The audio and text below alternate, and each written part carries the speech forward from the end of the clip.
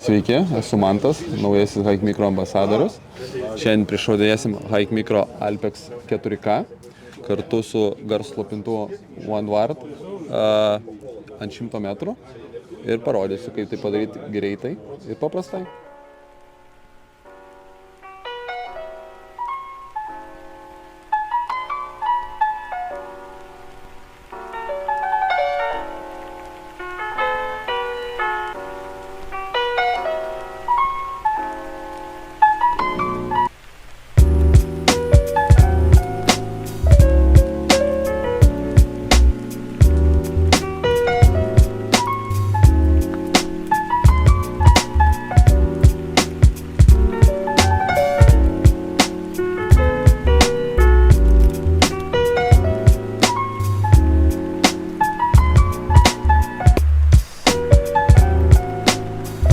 Optikos prišaudymas nėra sudėtingas, užtrunka tikrai labai trumpai.